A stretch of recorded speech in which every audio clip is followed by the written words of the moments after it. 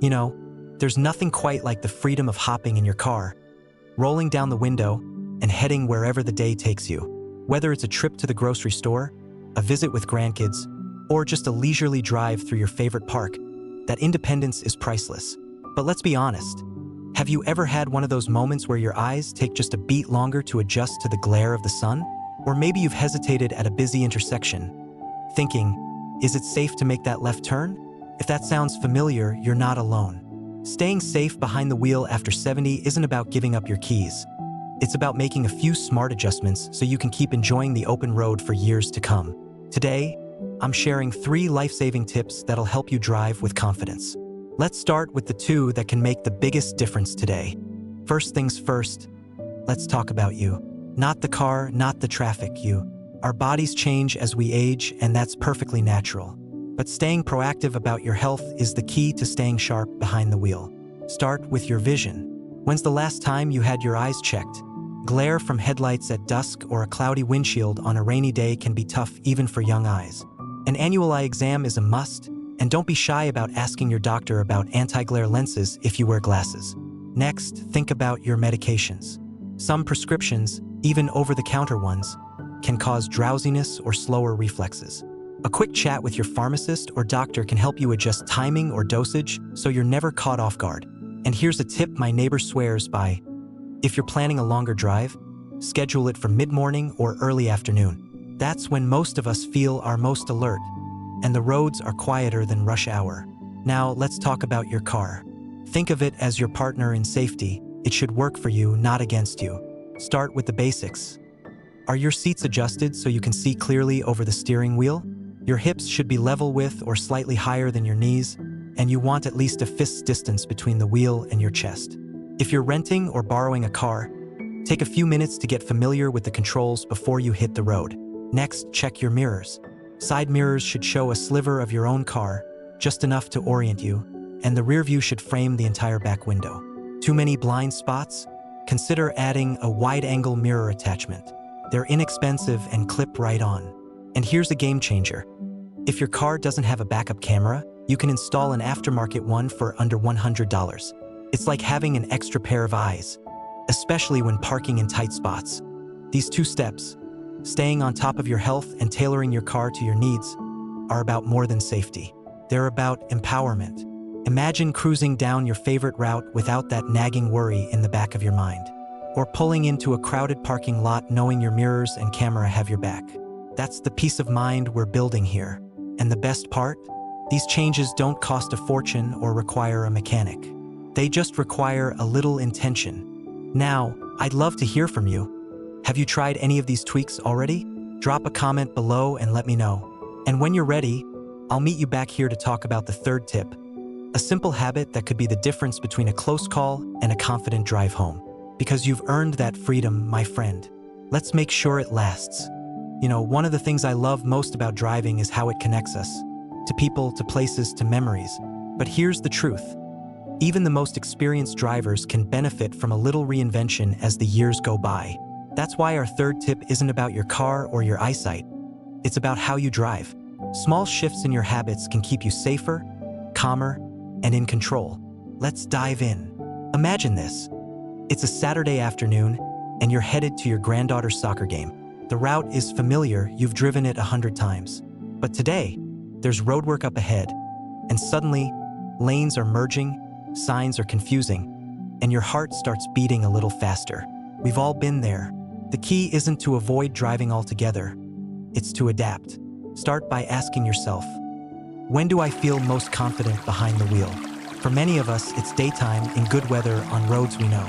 Stick to those conditions whenever possible. If you're heading somewhere new, take a few minutes the night before to map out your route. Use your phone or a GPS to check for construction zones or traffic. Technology's not just for the grandkids, you know? Speaking of tech, let's talk about distractions. That ding from a text message or a phone call can pull your attention away faster than you think. Here's a simple fix. Before you start the engine, silence your phone or pop it into Do Not Disturb mode. Most phones have a setting that auto-replies to calls and texts with, "I'm driving right now, I'll get back to you soon." It's a small step, but it lets you focus on what matters. The road ahead. And if you need to adjust the radio or climate controls, pull over. There's no shame in taking an extra minute to park safely. It's a sign of wisdom, not hesitation. Now, let's talk about speed. I'm not saying you need to crawl along like a parade float, but rushing is where mistakes happen. Give yourself permission to take it slow. Leave 10 minutes earlier than you think you need to. Stick to the right lane on highways so faster drivers can pass safely. And if someone tailgates you, don't let it fluster you. Your safety is more important than their hurry.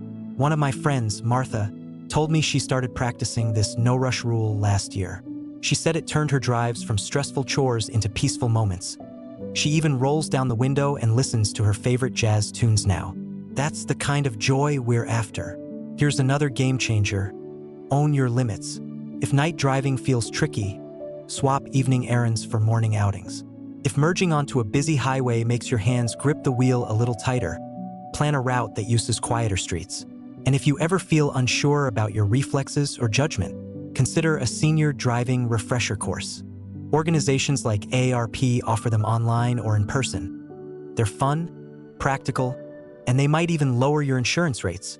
It's not about passing a test. It's about giving yourself the tools to stay independent. Look, none of us are the drivers we were at 25, and that's okay. The goal isn't to turn back the clock. It's to drive smarter today.